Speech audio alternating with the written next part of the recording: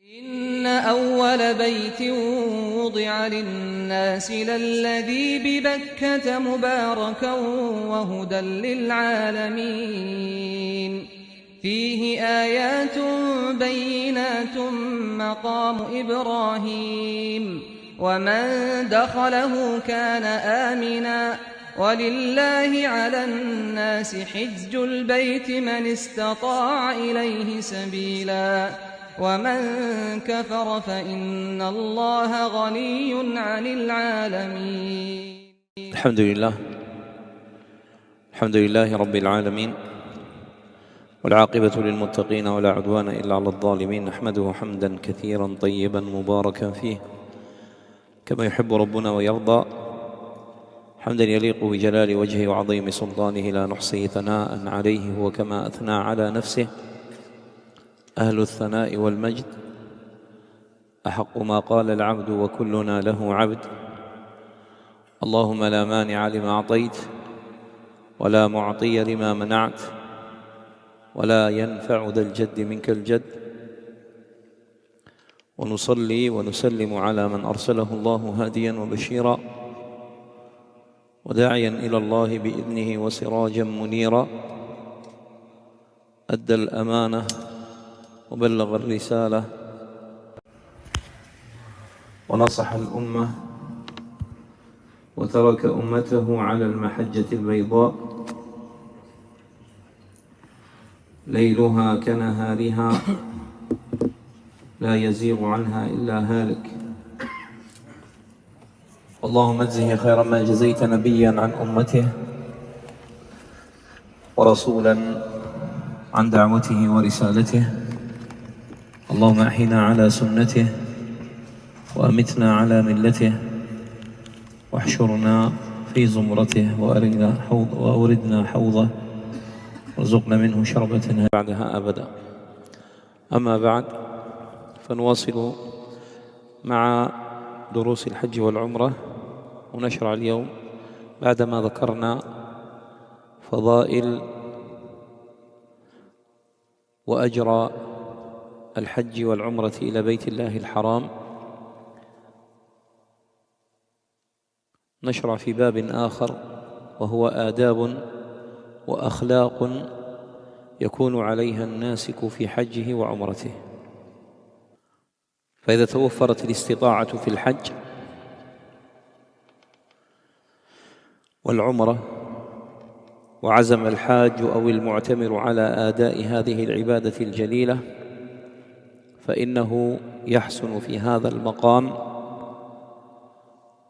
أن يقدم بين يديه نصائح توجيهية تسبق رحلته العظيمة إلى بلد الله الحرام، استجابة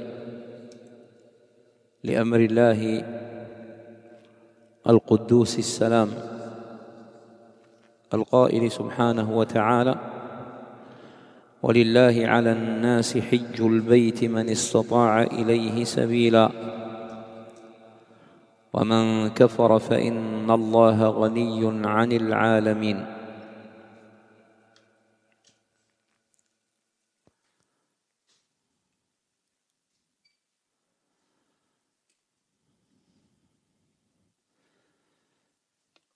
وقوله سبحانه وتعالى: وأتموا الحج والعمرة لله،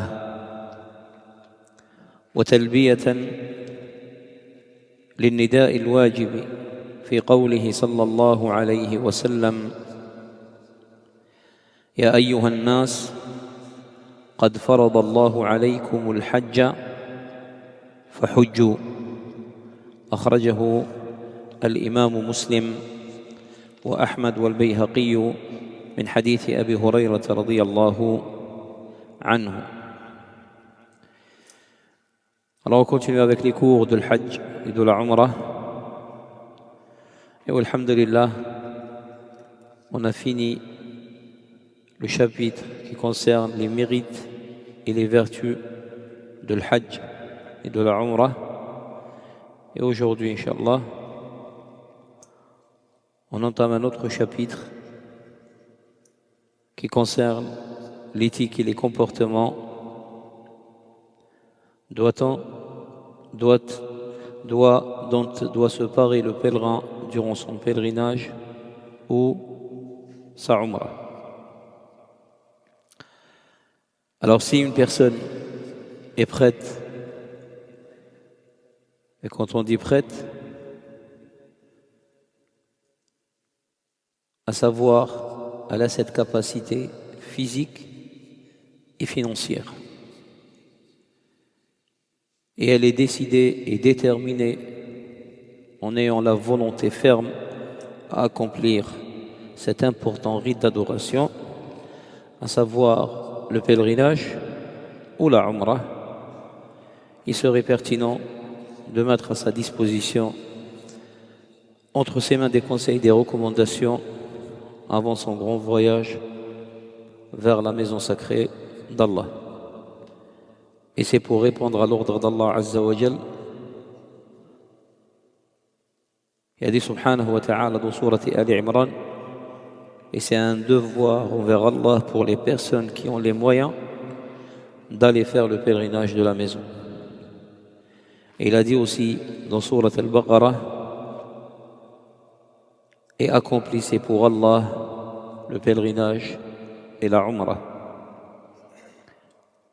Et à l'appel du prophète sallallahu alayhi wa sallam, ô vous les gens, Allah vous a prescrit le pèlerinage, alors accomplissez-le. Hadith rapporté par l'imam Muslim, l'imam Ahmad, Al-Bayhaqi, selon Abu Huraira radiyallahu عنه. وأول هذه الآداب والأخلاق تجريد النفس وتصفيتها من الشرك والحذر منه وتجنب أسبابه. ولا يخفى على العبد أن الشرك أكبر الكبائر وأعظم الظلم، وهو مبطل للأعمال ومفسد للعبادات، لقوله سبحانه وتعالى: ولقد أوحي إليك وإلى الذين من قبلك لئن أشركت ليحبطن عملك ولتكونن من الخاسرين. فإذا كان النبي صلى الله عليه وسلم مع أن الشرك من طرفه مستحيل،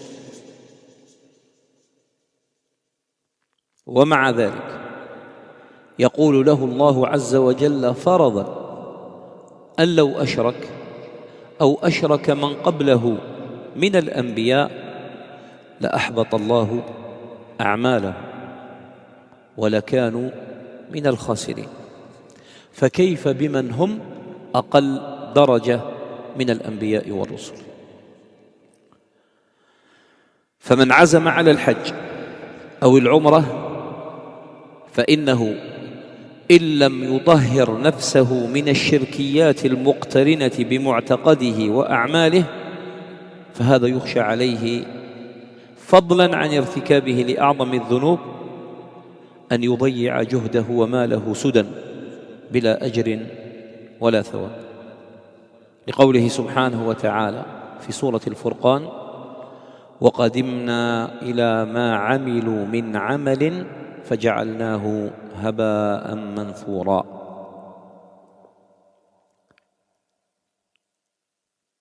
وهذا يتمثل في ماذا؟ ألا يدعو إلا الله، لا يستغيث إلا بالله، لا يستعين إلا بالله، لا يطلب الرزق إلا من الله، لا يطلب الشفاء إلا من الله، ويتوب عن ذهابه واعتقاده في الأولياء وفي المقبورين.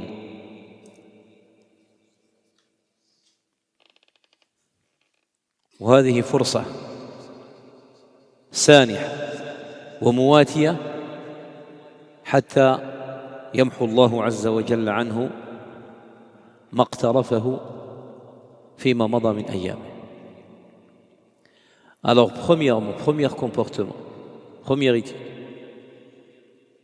c'est de dénuder l'âme et la purifier du shirk, du polythéisme. À savoir, associer à Allah Azza wa Jal ce qui est spécifique à lui. Et prendre garde et éviter les causes qui y mènent. Et il est notoire chez tout serviteur que le polythéisme est le plus grand péché et la plus horrible des injustices, qui annule les œuvres, elle corrompt les actes d'adoration, et ce, conformément à la parole d'Allah subhanahu wa ta'ala, dans Surat Az-Zumar. Allah Azza wa Jal interpelle et s'adresse à son prophète sallallahu alayhi wa sallam, et lui dit, et en effet, il t'a été révélé, ainsi qu'à ceux qui t'ont précédé. Si tu donnes des associés à Allah, ton œuvre sera certes vaine, et tu seras très certainement du nombre des perdants. Alors si Allah Azza wa Jal a mis en garde son prophète sallallahu alayhi wa sallam, alors que l'association et le polythéisme de sa part, c'était quasiment impossible, mais cela pour montrer la gravité de cette chose, à savoir si il arrive que tu commets cette association, tes œuvres seront vaines et tu feras partie parmi les perdants. Et Allah Azza wa Jalla ici, il dit, il t'a été révélé, ô toi, ô Muhammad, et à ceux qui t'ont précédé parmi les prophètes et les messagers. Alors si Allah Azza wa Jalla ne pardonne pas ce shirk, même de la part des prophètes et des messagers, que dire alors de ceux qui sont moins que les prophètes et les messagers? Et de là, celui qui est censé accomplir le hajj ou la umrah, s'il ne s'en purifie pas, à savoir de cette association, il craint qu'en plus d'avoir commis le plus grand des péchés, qu'il gâche et anéantit ses efforts et ses biens sans recevoir nulle récompense. Allah subhanahu wa ta'ala dit dans Surat Al-Furqan, le discernement, et nous avons considéré les œuvres qu'ils ont accomplies et en avons fait de la poussière dispersée. Et de là, celui qui côtoyait ou qui invoquait, alors la personne, elle ne doit invoquer qu'Allah subhanahu wa ta'ala seul. Elle ne doit demander le secours que d'Allah subhanahu wa ta'ala seul.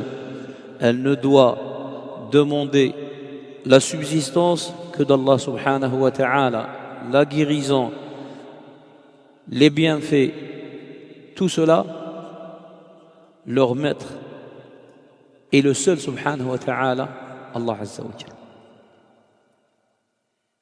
Alors celui qui fréquentait avant les tombeaux,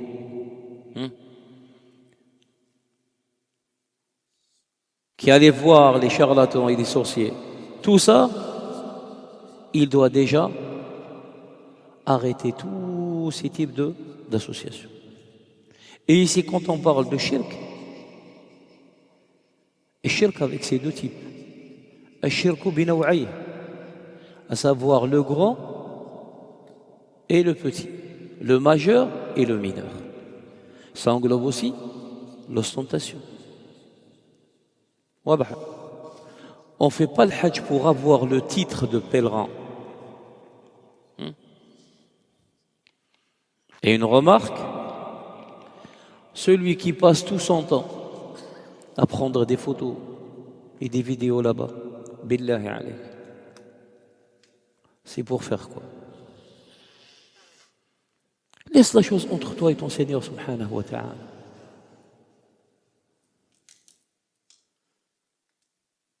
Pourquoi tu dois afficher tout ça? S'il est à Arafat et il se prend en photo, il donne, alors que c'est possible que, comme il a dit Cheikh Abd al-Razzaq, il n'est même pas en train de prier, ou alors de faire des doigts. Et après, il fait quoi? Il la met comme photo de profil. Billahi alayk, tu veux quoi avec ça? C'est pas pour se montrer.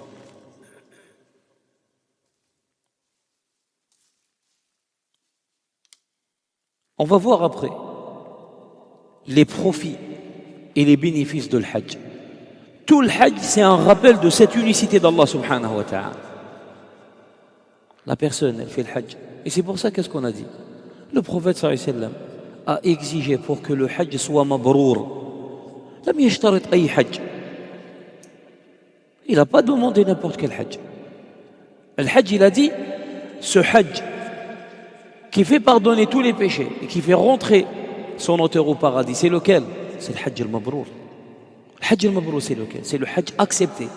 Et pour qu'il soit accepté, l'œuvre, pour qu'elle soit acceptée, il faut qu'elle vérifie, elle répond à deux conditions. Premièrement, qu'il soit sincère. La personne, elle voue cette adoration exclusivement à Allah subhanahu wa ta'ala. Et Allah n'a pas besoin d'associer. Allah Azza wa Jalla dit dans le hadith Qudusi, le hadith divin, Ana aghna shuraka'i 'ani shirk. Je suis le plus riche des associés. Man 'amila 'amalan ashraka fihi ma'i ghayri taraktuhu wa shirka. Celui qui accomplit une œuvre dans laquelle il m'associe avec autre chose, je laisserai avec son association. Moi, je m'en passe largement de cette adoration. Allah Azza wa Jalla, nahnu al-fuqara. C'est nous les pauvres. C'est nous qu'on a besoin d'Allah Azza wa Jalla. Allah Azza wa Jalla, il n'a pas besoin de nous. Ni de nos adorations, ni d'autre chose. Fallahu al-ghani wa antum al-fuqara. Et la deuxième condition pour que l'acte soit accepté, qu'il soit conforme à la sunna du prophète sallallahu alayhi wa sallam, qu'il soit exempt de toute innovation. D'où l'importance d'apprendre les rites selon la sunna du prophète sallallahu alayhi wa sallam.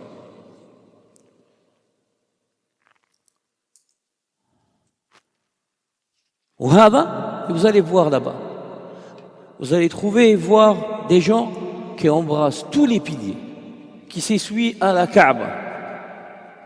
Pour lui, embrasser la pierre noire, c'est une sunna. Mais quand? C'est pendant le tawaf. Alors il n'est pas permis de la faire en dehors du tawaf. Mais la plupart de ceux qui le font, ils le font quand? Il fait soit il n'a pas encore commencé le tawaf, soit il a terminé le tawaf. Et il fait la queue pour embrasser la pierre noire. Et on va voir après, par rapport à tawaf. Omar radiyallahu anhu, qu'est-ce qu'il a fait? Il a dit à la pierre noire. Il s'est adressé à la pierre noire. قال والله إني أعلم لأنك حجر. Il a dit par Allah, je sais que tu n'es qu'une pierre. لا تنفع ولا تضر. Tu peux ni profiter quelqu'un, procurer un profit ou un intérêt à une personne, ni nuire à une personne. ولولا أني رأيت النبي صلى الله عليه وسلم يقبلك ما قبلتك. Et j'ai pas vu le prophète sallallahu alayhi wa sallam t'embrasser, je t'aurais jamais embrassé. Ça veut dire nous on le fait comment? Par suivi au prophète sallallahu alayhi wa sallam. Alors au moment qu'on le fait, on le fait par suivi. Le prophète sallallahu alayhi wa sallam, il l'a fait quand? Pendant le tawaf. Et la pierre noire, soit celui qui arrive à la toucher, à l'embrasser, à se prosterner dessus. Kul hada min as-sunnah. S'il ne peut pas, de loin. Yushiru ilayha wa yadhhab. Le coin yamani, al-mashrou' an yustalam. Ce qui est légiféré, c'est de le toucher. Si on n'arrive pas à le toucher, on passe directement. Mais vous allez trouver des gens, les quatre coins. Et dès qu'il trouve un moment où il peut s'approcher de la Kaaba, soit il prend sa shashia, soit il prend son tapis, il commence à le frotter au mur. Pourquoi? Tabhath anil barak. Qui t'a dit cela? هذا كله من الشركيات. Tout ça, ça fait partie de shirk. الاعتقاد في أن هذا الحجر ممكن ينفع ممكن فيه بركة. Et vous allez voir comment les gens touchent la station de Ibrahim, Maqam Ibrahim. Et les gens l'embrassent. وكل هذا من أعمال الشرك لأنه يعتقد أن فيها بركة لم تثبت. Sa croyance c'est quoi? C'est qu'au moment qu'il est au haram, eh ben tout objet, tout mur, tout poteau fait baraka fait ça. Et la plupart ils sont installés récemment. Ça c'est la première des choses les frères. مسألة أن واحد يصحح نفسه. Il doit corriger déjà son âme par rapport à ce qui va valider cette œuvre ou la rejeter والعياذ بالله.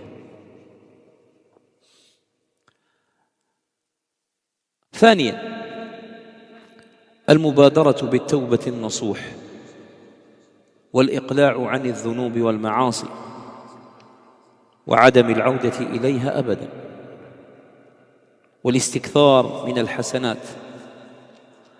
وإذا كانت التوبة من مظالم العباد في مال أو عرض أو نفس فتزيد شرطا رابعا وهو التحلل من صاحب الحق أو إعطاؤه حقه.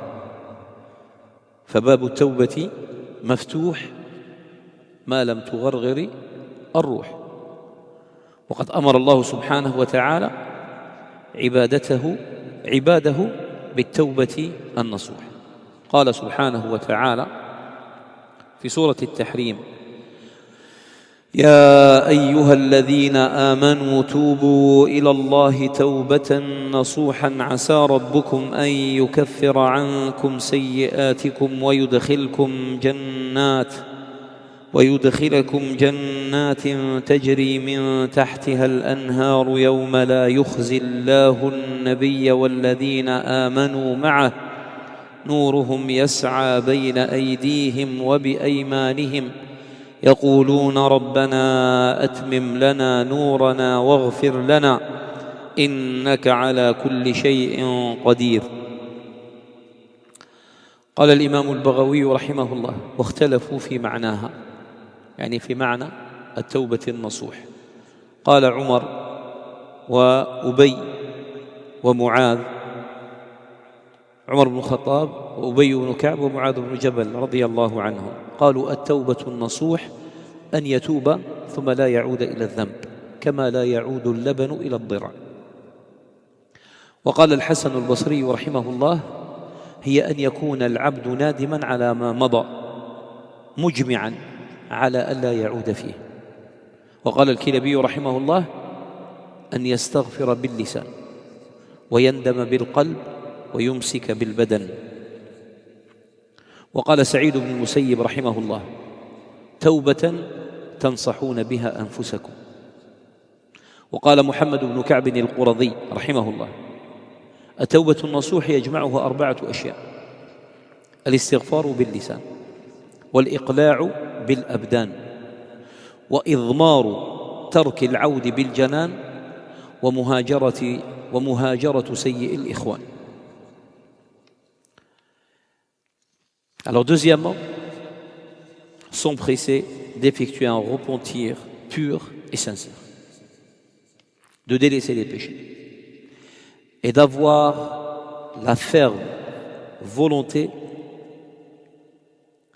de ne plus jamais y revenir et de multiplier les bonnes actions qui effacent les mauvaises. Et quand il s'agit de se repentir des actes d'injustice commis à l'encontre des gens touchant leurs biens, leur honneur ou leur personne, une 4e condition s'y ajoute, à savoir solliciter le pardon du concerné ou réparer le tort qu'on lui a fait subir. Et les savants aussi rajoutent une 5e condition. C'est laquelle? C'est que tawbah, se repentir, soit dans le temps où Allah Azza wa Jal accepte le repentir. À savoir, avant que le soleil se lève de son couchant et avant l'agonie.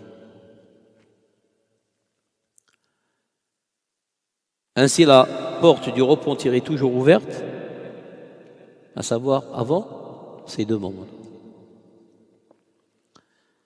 Allah subhanahu wa ta'ala a ordonné à ses fidèles serviteurs de se repentir sincèrement.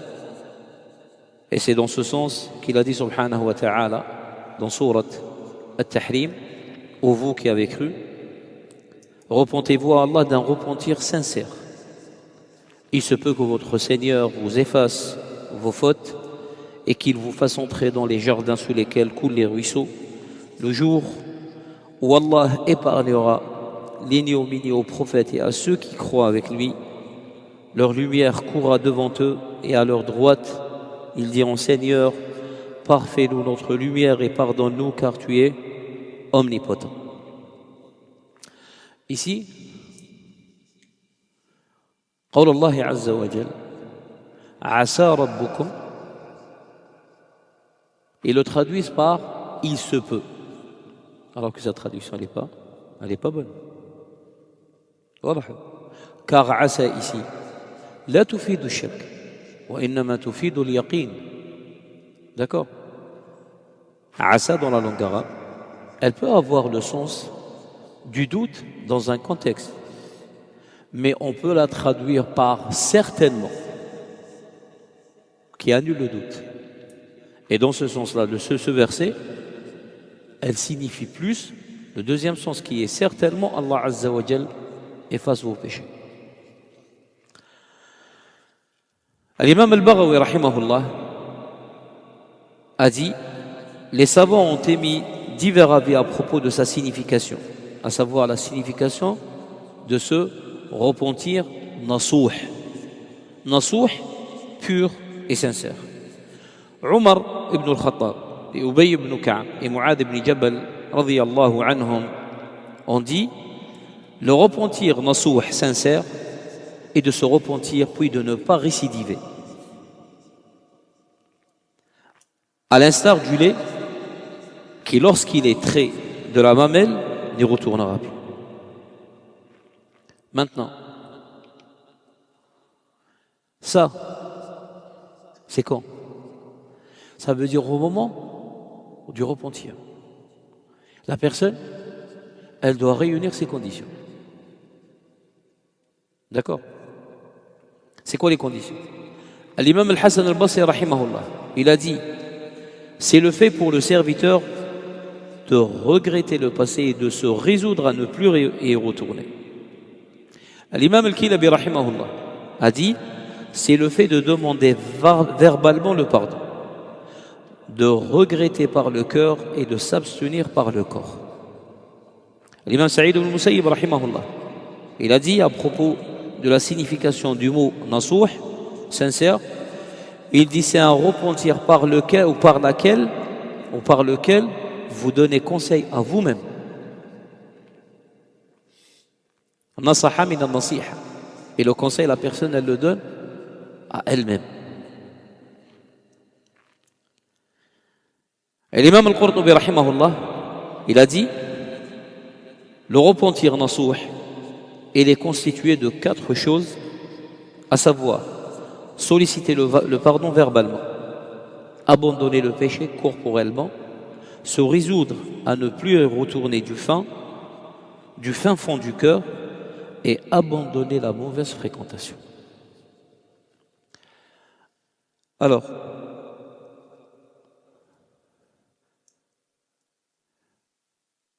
par rapport au regret, le Nabi sallallahu alayhi wa sallam il dit An-nadamu tawba.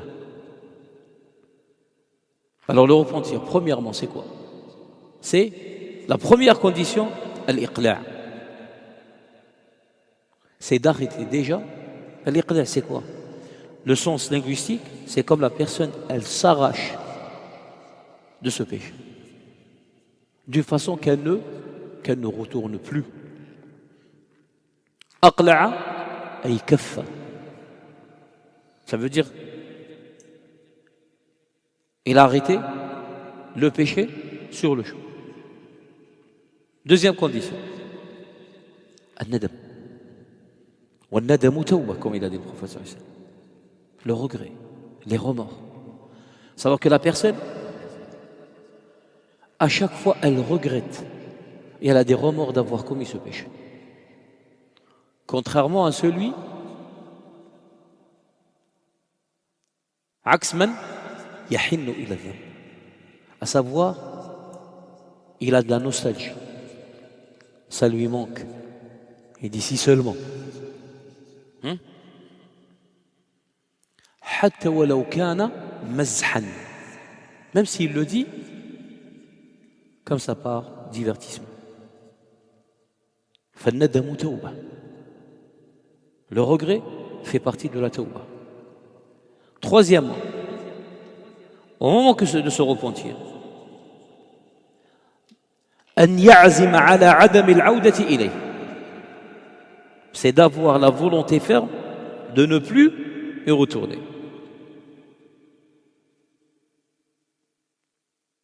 رابعا, أن يكره أن يعود إلى الذنب كما يكره أن يقذف في النار. Il doit avoir de l'aversion. D'accord? Il déteste le moment de commettre ce péché, comme il déteste d'être jeté dans le feu de l'enfer. Alors maintenant, c'est possible que la personne récidive et elle revient à commettre ce péché. Et bien s'il revient et il doit vérifier les conditions, ces 4 conditions, dès le départ. واضح. Et il ne doit pas se désespérer de la miséricorde d'Allah subhanahu wa ta'ala. واضح. Mais au moment, في وقت التوبة, يجب عليه أن يحقق شروطها. Alors ces 4 conditions, on leur rajoute la 5e condition qui concerne les droits des gens. Et regardez, par la miséricorde d'Allah Azza wa Jalla, si le péché ou la transgression, elle est vis-à-vis d'Allah subhanahu wa ta'ala, il y a 5 conditions. Si elle est avec les gens, elle a 6 conditions.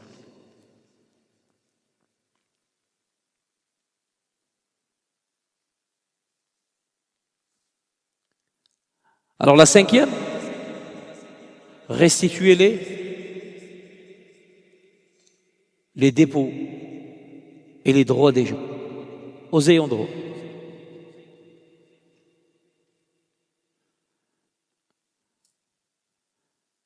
Et 6e, c'est que le repentir doit être pendant le moment où Allah Azza wa Jal accepte le repentir. Maintenant, le cas où la personne revient, après, elle regrette, elle demande à Allah Azza wa Jal de lui pardonner, et elle a de nouveau accompli cette tawbah. Et bien au moment qu'il répond aux conditions, la yamal, il n'a pas à se lasser de le faire. واضح. قيل للحسن البصري رحمه الله: أما يستحي أحدنا أن يتوب ثم يذنب ثم يتوب ثم يذنب ثم يتوب ثم يذنب؟ ماذا قال الحسن البصري رحمه الله؟ قال: ود الشيطان لو ظفر منكم بهذا. ما هو؟ أن يقنطك من رحمة الله حتى تقول: أنا أكذب على نفسي وأكذب على الله وأرجع إلى الذنب كل مرة، فأعاهد الله عز وجل على أن لا أرجع إلى الذنب ثم أعود إليه. فماذا أفعل؟ فأواصل في ارتكاب الذنب. هذا الشيطان يفتح لك هذا الباب لماذا؟ حتى تستمر في الذنب ولا تتوب إلى الله عز وجل.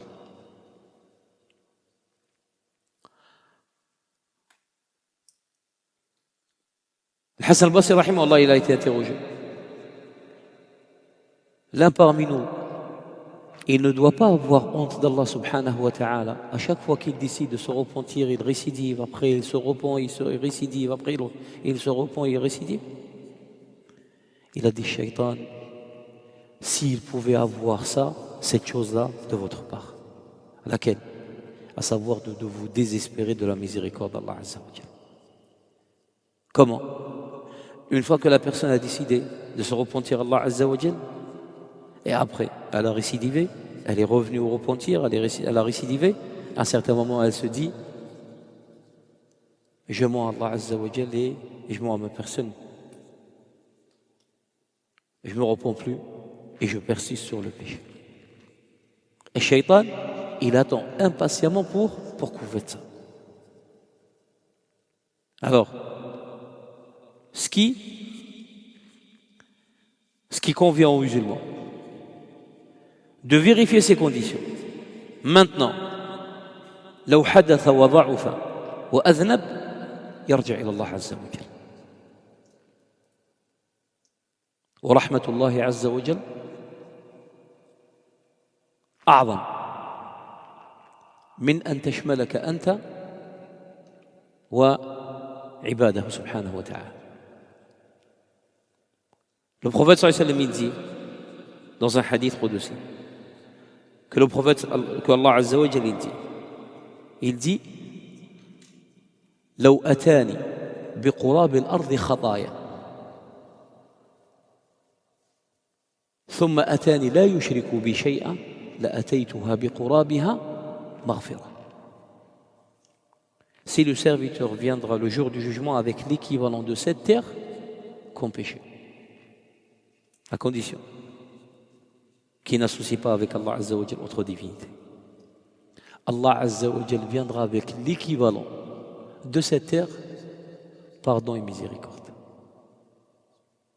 Allah Azza wa Jal dit dans Sourate Az-Zumar, à qui? Ce n'est pas ceux qui ont fauté. Wallah, ceux qui ont commis certains péchés. Il a dit, قُلْ يَا عِبَادِي الَّذِينَ أسرفوا على أنفسهم مع أنهم أسرفوا وعصوا ربهم سبحانه وتعالى ومع ذلك نسبهم إليه. Malgré qu'ils ont commis des excès dans les péchés, ils ont dépassé et transgressé toutes les limites. Mais malgré ça, Allah Azza wa Jalla les a pas reniés, il les a attribués à lui-même. Il a dit, dis aux mes serviteurs.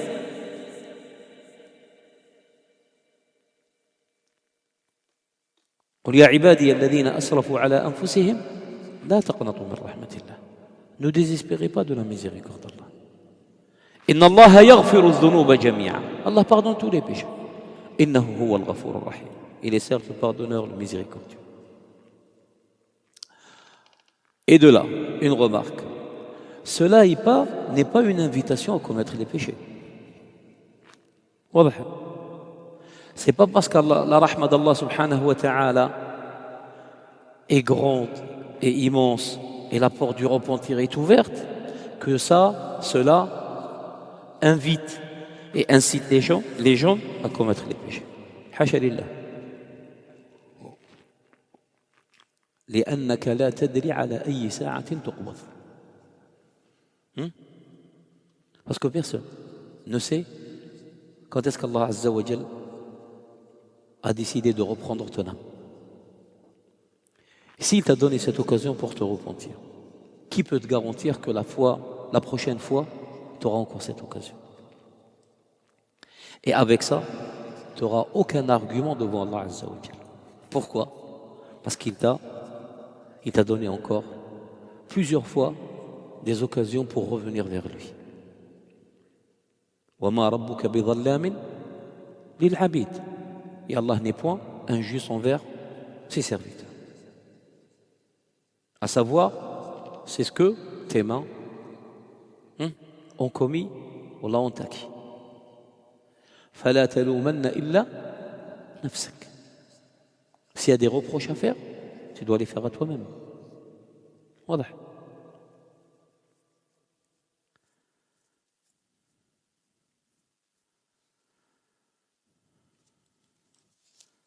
هنا أيضا تنبيه أن من أخطر المعاصي التي يجب على المسلم أن يبادر بالتوبة بها أو منها البدعة في الدين، فهي ضلالة وبريد إلى الشرك. لقوله صلى الله عليه وسلم: وإياكم ومحدثات الأمور فإن كل محدثة بدعة وكل بدعة ضلالة. خرجه الإمام أبو داود والترمذي وابن ماجه وأحمد من حديث العرباض بن سارية رضي الله عنه. وروى الشيخان الإمام البخاري ومسلم من حديث عائشة رضي الله عنها أن النبي صلى الله عليه وسلم قال: من أحدث في أمرنا هذا ما ليس منه فهو رد. وفي رواية لمسلم: من عمل عملا ليس عليه أمرنا فهو رد. قال الإمام البربهاري رحمه الله: قال: واحذر من صغار المحدثات، فإن صغار البدع تعود حتى تصير كبارا، وكذلك كل بدعة أحدثت في هذه الأمة كان أولها صغيرا يشبه الحق، كان قريب من الحق، فاغتر بذلك من دخل فيها ثم لم يستطع المخرج منها، فعظمت وصارت دينا يدان به. بل قال السلف رحمهم الله أن الشيطان أفرح بالبدعة من المعصية. الشيطان أفرح بالبدعة من المعصية، لأن صاحب المعصية قد يتوب، وصاحب البدعة يظن نفسه على أنه على الحق. فالذي ترجى منه التوبة الأكثر صاحب المعصية، أما صاحب البدعة فيرى نفسه أنه محق، فلا يجد للتوبة طريق. Une remarque très importante qui concerne les innovations et les hérésies commises en religion. Elles sont parmi les actes les plus dangereux de désobéissance et des péchés, dont il incombe à chaque serviteur de s'en repentir promptement. Il doit se repentir, et elles sont perçues comme un égarement qui conduit au shirk, au polythéisme. En effet, le prophète sallallahu alayhi wa sallam a dit dans le hadith rapporté par l'imam Ahmed, Ibn Majah, Abi Daoud et At-Tirmidhi d'après l'Irbad ibn Sariya radiyallahu anhu, il a dit sallallahu alayhi wa sallam: méfiez-vous des innovations en religion. Ainsi, toute innovation est une hérésie, et toute hérésie est un égarement. Et il a dit également sallallahu alayhi wa sallam dans le hadith rapporté par Aïcha radiyallahu anha, et le hadith il est dans les deux recueils authentiques. Il a dit sallallahu alayhi wa sallam: quiconque innove dans notre ordre aussi, toute chose qui n'en fait pas partie, elle lui sera rejetée. Et dans une autre version rapportée par l'imam Muslim rahimahullah, d'après Aïcha radiyallahu anha, elle a dit: le messager d'Allah sallallahu alayhi wa sallam a dit: quiconque accomplit une œuvre qui n'a pas reçu notre ordre, elle lui sera rejetée. L'imam al-Barbahari rahimahullah a dit: méfiez-vous des petites innovations, car les petites innovations et hérésies ne cessent de revenir jusqu'à ce qu'elles grandissent et s'amplifient. De même que pour toute hérésie inventée dans cette communauté, sa première forme et initiale, elle était minime, ressemblant à la vérité. Quiconque s'y introduit en sera trompé pour qu'il soit ensuite incapable de s'en sortir. Elle évolue et elle se transforme en religion par laquelle on adore Allah Azza wa Jalla. Les pieux prédécesseurs disaient que l'innovation, al-shaytan, il est plus satisfait et content, et il se réjouit plus de l'innovation que de la désobéissance. Pourquoi? Ils ont dit: car la désobéissance, son auteur peut revenir et se repentir à Allah Azza wa Jalla. Par contre, l'innovateur, il se voit qu'il est sur la vérité. Alors, des deux personnes, celui de qui on espère le plus le repentir, c'est le désobéissant, contrairement à l'innovateur. الأمر الثالث، on a cité quoi؟ قلنا أولا تجريد ماذا؟ تجريد النفس من الشرك. ثانيا deuxièmement on a dit quoi؟ التوبة النصوح. Premièrement, épurer, purifier son âme de l'association, du politisme. Deuxièmement, un repentir sincère et pur. Troisièmement, إخلاص النية لله تعالى في العبادة المتقرب بها له سبحانه وتعالى، لقوله عز وجل: قل إني أمرت أن أعبد الله مخلصا له الدين وأمرت لأن أكون أول المسلمين. لذلك لا يجوز للعبد أن يقصد بحجه أو عمرته رياء أو سمعة أو مفاخرة أو مباهاة أو أن يطمع في غرض دنيوي، فهذه كلها من الشرك الأصغر المنافي لكمال التوحيد المحبط للعمل. فالإخلاص شرط في جميع العبادات، فلا تصح العبادة مع الإشراك بالله تبارك وتعالى.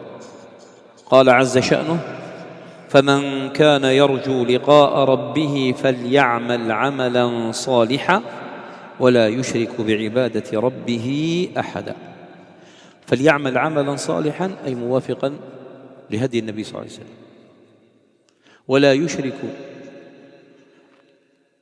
ولا يشرك بعبادة ربه أحدا أي أن يكون العمل خالصا لله. لذا قال الفضيل بن عياض رحمه الله: إن الله لا يقبل من العمل إلا أخلصه وأصوبه. قالوا: وما أخلصه؟ قال: ما كان خالصا لله تعالى. قالوا: وما أصوبه؟ قال: ما كان موافقا لسنة النبي صلى الله عليه وسلم. وقال سبحانه وتعالى: وما أمروا إلا ليعبدوا الله مخلصين له الدين حنفاء ويقيموا الصلاة ويؤتوا الزكاة وذلك دين القيمة. وقال عز اسمه: فاعبد الله مخلصا له الدين ألا لله الدين الخالص. وفي الحديث القدسي أن النبي صلى الله عليه وسلم قال: قال الله تبارك وتعالى: أنا أغنى الشركاء عن الشرك، من عمل عملا أشرك فيه معي غيري تركته وشركه. والإخلاص لله في العبادة معناه ألا يحمل العبد إلى العبادة إلا حب الله تعالى وتعظيمه ورجاء ثوابه ورضوانه.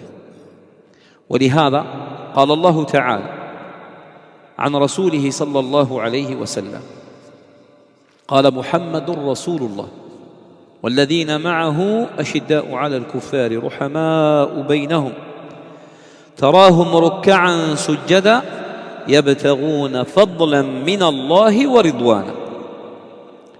فلا تقبل العبادة حجا كانت أم عمرة أم غير ذلك من الأعمال إذا كان الإنسان يرائي بها عباد الله، أي يقوم بها من أجل أن يراه الناس فيقولون: ما أتقى فلانا، ما أعبد فلانا لله، وما أشبه ذلك.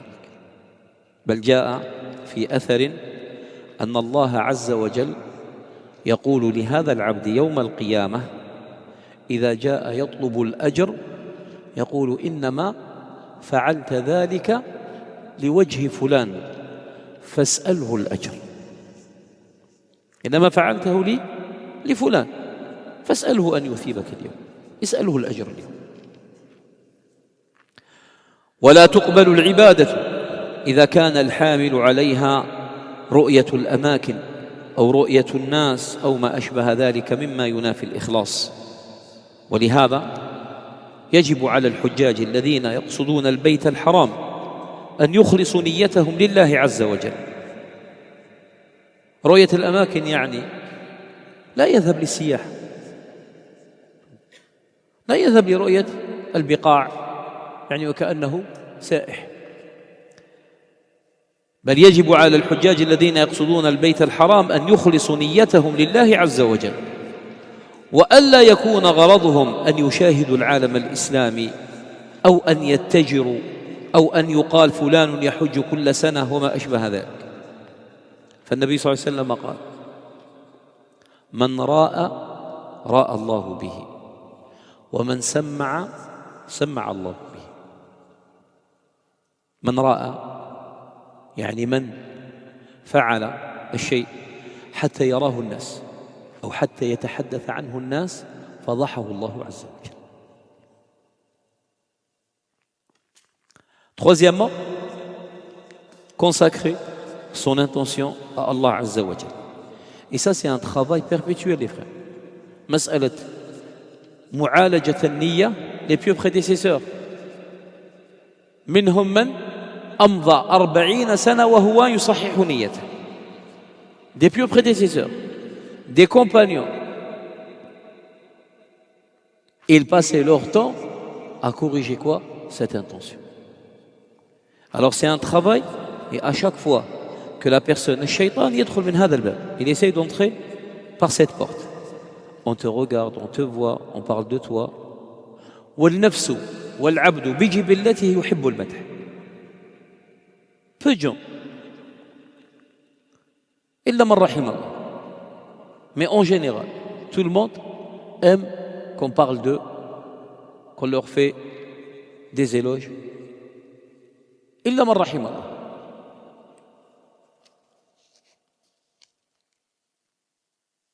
Et la personne, qu'est-ce qu'elle doit faire? Eh bien, son intention c'est quoi? C'est pour Allah subhanahu wa ta'ala. Consacrer son intention à Allah Azza wa Jal dans son acte d'adoration pour se rapprocher de lui.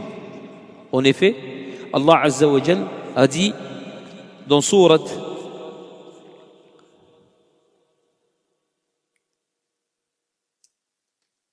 Al-Kahf, il dit subhanahu wa ta'ala: et il m'a été ordonné d'adorer Allah en lui vouant exclusivement le culte, et il m'a été ordonné d'être le premier des musulmans. Là, des filles في الأعراف الثانية اللي في الكهف. Et c'est pour cela qu'il est interdit que la personne recherche via sa umrah ou son pèlerinage à être vu ou estimé par les gens. Et c'est pour ça, les pieux prédécesseurs, qu'est-ce qu'ils disaient?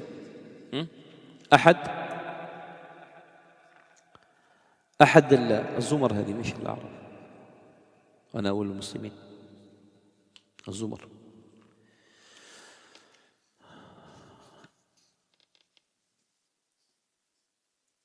أحد السلف ماذا كان يقول؟ كان يقول: والله لو وجدت أن أعمل العمل ولا يراني فيه ملكي لفعلت. Un des pieux prédécesseurs, il dit par Allah, si j'avais la possibilité d'accomplir l'acte d'adoration et le cacher au point que mes 2 anges scribes n'arrivent pas à me voir, je l'aurais fait. يعني هذا يخفي العمل عمن حتى عن ملكه. Il a dit si je pouvais. Que dire alors des gens? Ibn Abi Hind, il a jeûné plus d'une 40aine d'années et personne ne savait qu'il jeûnait, même sa famille. Il sortait le matin, il ramenait son manger avec lui pour son lieu de travail, et dès qu'il est arrivé là-bas, il le donnait pour les pauvres. Alors les pauvres pensaient qu'il a mangé chez lui, et sa famille pensait qu'il a mangé dans son lieu de travail. Et ça a duré pendant une 40aine d'années. هكذا كان الناس. وبالله عليكم, celui maintenant qui fait des selfies tout le temps, dans son tawaf, dans son وكأنه يوقع في الحوادث لحظة بلحظة. C'est pas le lieu. C'est pas le lieu يا أخي. ليس في الحج وفي العمرة. Et regardez subhanallah الفتن de ces choses-là. الناس الآن comment ils arrivent à avoir à te faire du mal par le sihr. Avant, ils cherchaient, ils demandaient aux gens juste s'ils arrivaient à avoir une photo de toi ou quelque chose. Maintenant, ils rentrent seulement dans ton profil et ils prennent tout. C'est qui la cause? Et c'est toi, ya miskin. C'est toi qui leur donne c'est que tu leur ouvres la porte. D'accord? Alors l'intention, ça, c'est contradictoire à l'ikhlas lillahi subhanahu wa ta'ala. بالعكس. Les plus prédécesseurs. كان عبد الله بن المبارك رحمه الله إذا جاء إلى صلاة الفجر وقد أمضى ليله قائما. Il a passé toute la nuit en prière. Quand il arrive à la prière de l'Fajr, il fait semblant de tousser. Pourquoi? C'est comme il vient de se réveiller. Alors que lui, il a passé toute la nuit en prière. Abdullah ibn Mubarak, rahimahullah. Naam? Non, il toussait. وكأنه يسعل. Et il faisait semblant, c'est comme, il venait de se réveiller.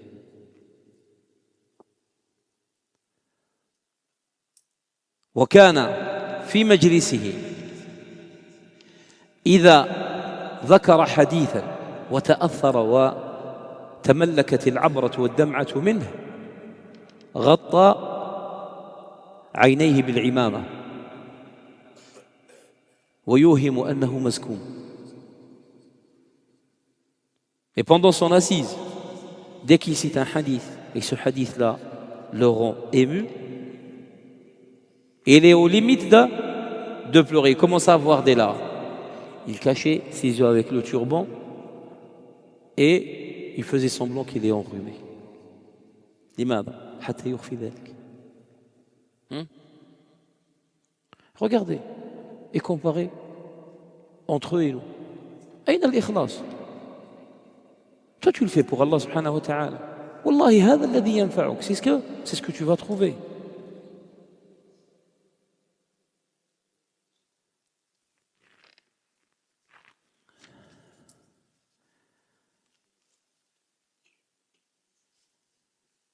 Alors il est interdit que la personne recherche via tous ces actes d'adoration. Ce n'est pas seulement l'umrah et le pèlerinage. À être vu ou estimé par les gens. À se vanter. À s'enorgueillir et à acquérir un intérêt terrestre. Le but c'est quoi? C'est un but mondain. بالعكس. Et comment subhanallah أتستبدلون الذي هو أدنى بالذي هو خير. Tu vas gâcher toute cette récompense pour un intérêt qui est vil et bas.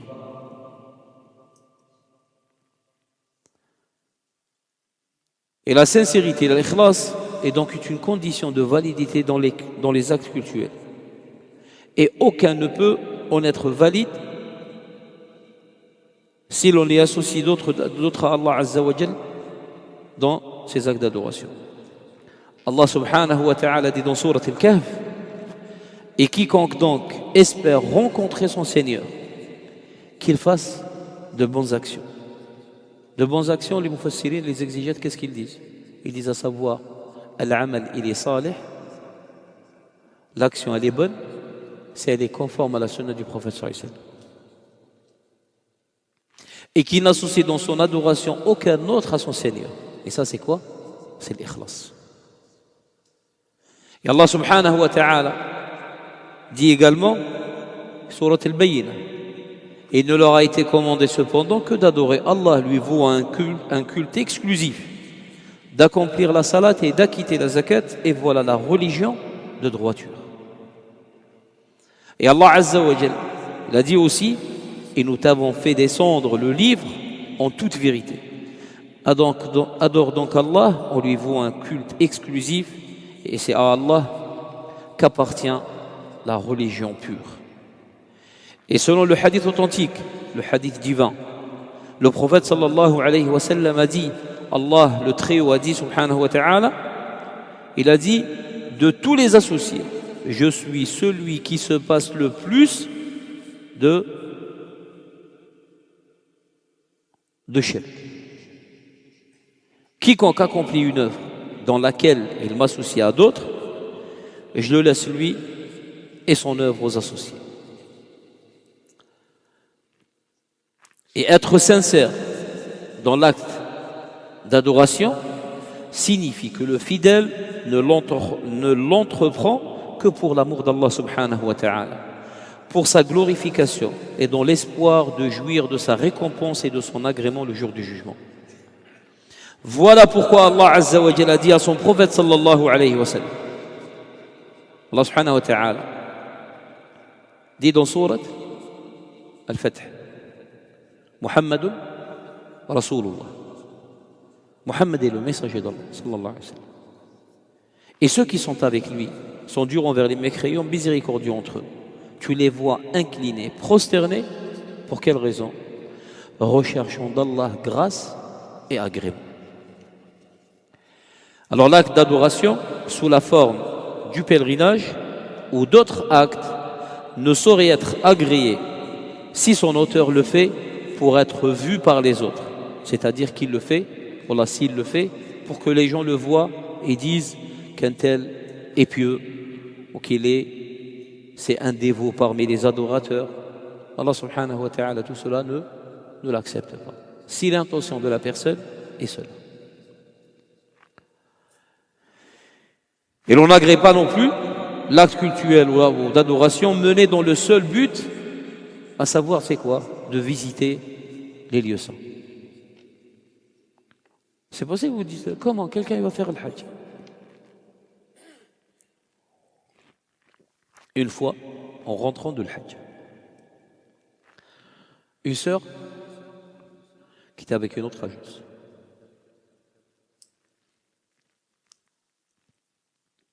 On allait rentrer de midi. On a fait escale à Istanbul. En arrivant à Istanbul, l'escale a duré presque 1h30.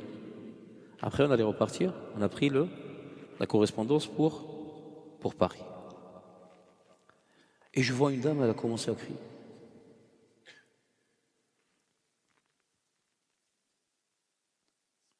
Et comme on était dans le même hôtel, elle savait que j'étais imam, ils m'ont dit essaye de lui parler. De loin, j'ai entendu dire si vous ne me laissez pas passer le miel, là je ne prends pas l'avion. Est-ce que j'ai compris de l'histoire après? Qu'elle est partie et elle a fait tout ce voyage parce que son frère il était malade, il avait un mal occulte et elle est partie là-bas pour acheter du miel et lui faire un ruqya. À Médine, ils l'ont laissé passer et à Istanbul, ils l'ont bloqué, ils ont dit interdit de prendre du miel dans l'avion. Il faut qu'il part en bagage en soute.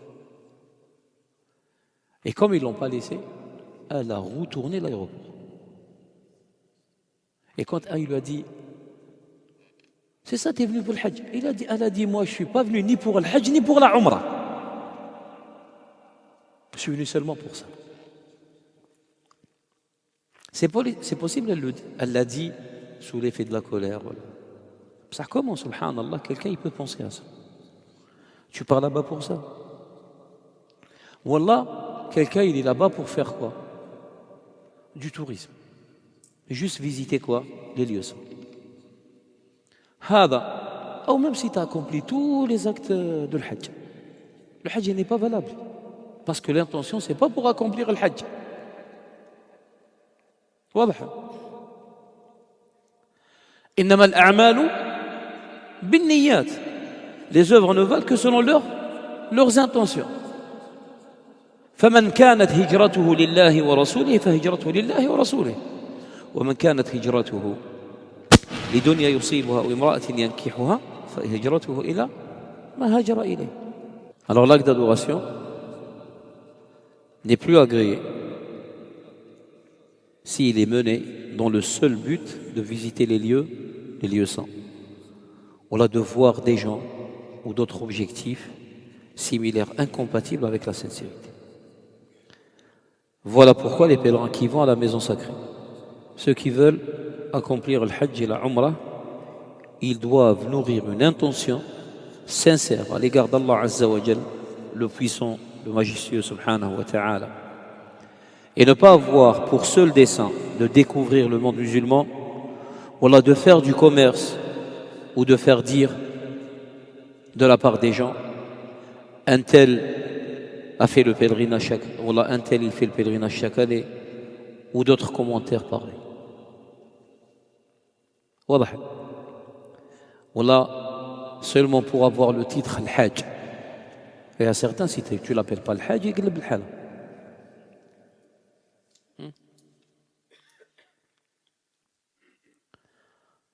Il est rapporté, certains rapportent qu'Abdullah ibn Umar radiyallahu anhu, il a accompli 1000 umrah. Cheikh Ben Baz rahimahullah, 70 hajj, 70 hajj.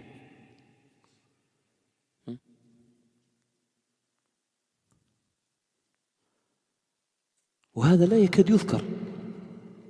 هذا ذكره من؟ بعد موته. من رافقه؟ 70 hajj. Il ne trouve jamais Cheikh Ben Baz rahimahullah où il a autorisé à ses élèves de parler de ça. لماذا؟ كانوا يخفون هذه الأعمال. Frère, tu avais une question hier? On termine par ça.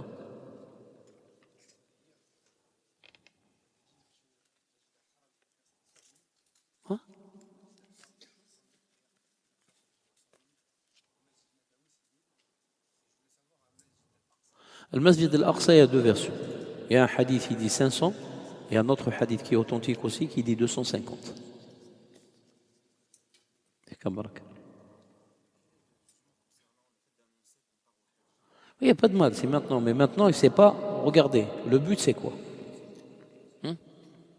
Le but c'est, si maintenant seulement d'informer pour présenter ses adieux à sa famille. Mais maintenant, déjà on va voir après. Le repas que les gens font avant de partir, cela fait partie des innovations. As-Sunnah c'est après. Et on va voir, ce repas il s'appelle le Naqi'a. Mais avant, comme ils le font la plupart, ils invitent des gens et ils préparent. Celui-là, il n'a aucune origine. Maintenant, c'est pour ça, si les plus prédécesseurs ils disaient alajtu niyya, ça veut dire j'ai passé du temps.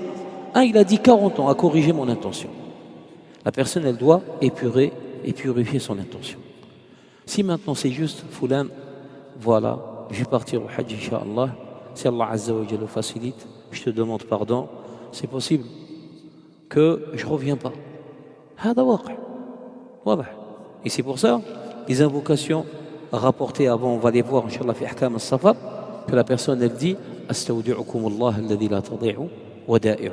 يعني je vous confie à Allah. Parce que c'est possible que la personne ne revient pas. Et combien de personnes? Ils sont partis au Hajj et ils sont restés là-bas.